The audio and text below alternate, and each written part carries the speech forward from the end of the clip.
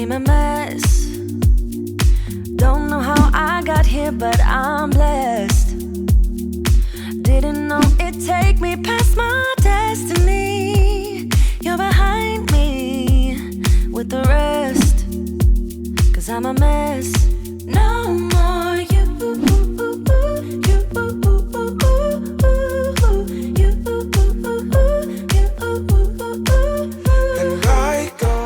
How is everyone doing today? My name is Otto and welcome back to the channel.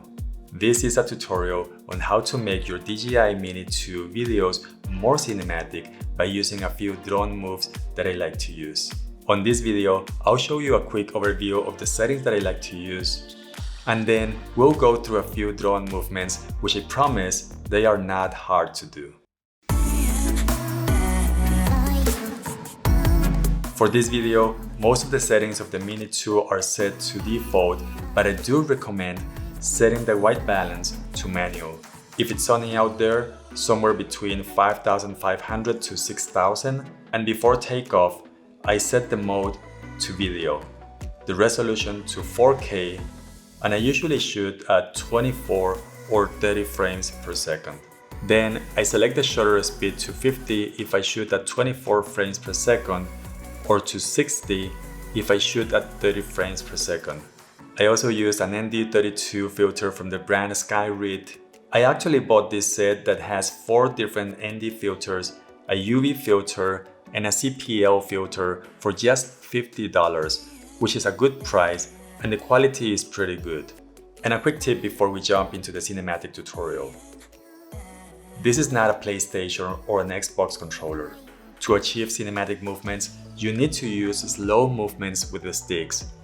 That also applies to the camera tilt that is over here. Just use slow, smooth movements. The tilt shot is one of the most basic movements that you can do with any drone. You just hover the drone and you tilt the camera up or down. It can't get any easier, but overall, it is a very simple shot. There are many ways to make this more interesting. For example, we can fly lower, add the subject, and slowly tilt up, overtaking the subject to reveal where he is going.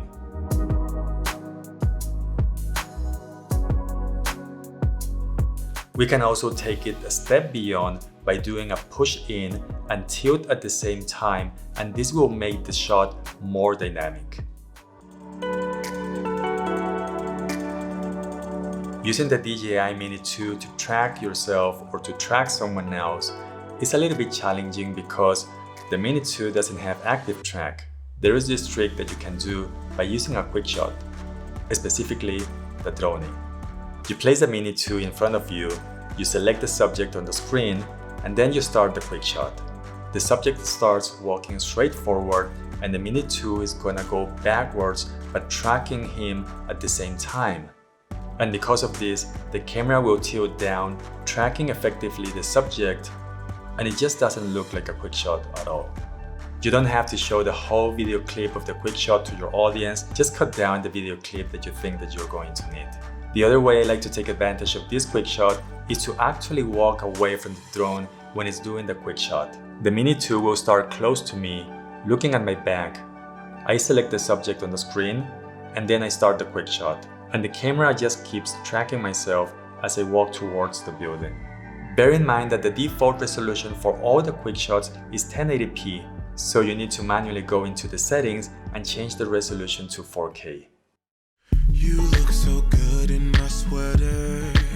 Fly your Mini 2 safely behind some kind of cover, like a building or a big tree. Then slowly raise your Mini 2 like this to reveal what's on the other side.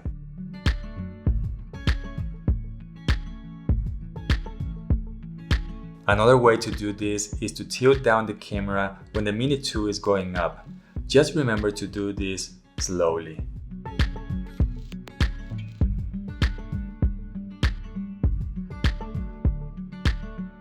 With this movement, we're trying to recreate a crane by going up or down, and what I like to do is to add a tilt movement so the camera stays focused on the subject. I also like that this kind of shot goes from a top-down view to reveal the scene behind or in front of the subject. This shot can also be achieved by using the rocket quick shot. Place the Mini 2 at about your height, select yourself on the screen, start the quick shot, and in post you can reverse the clip and get something like this.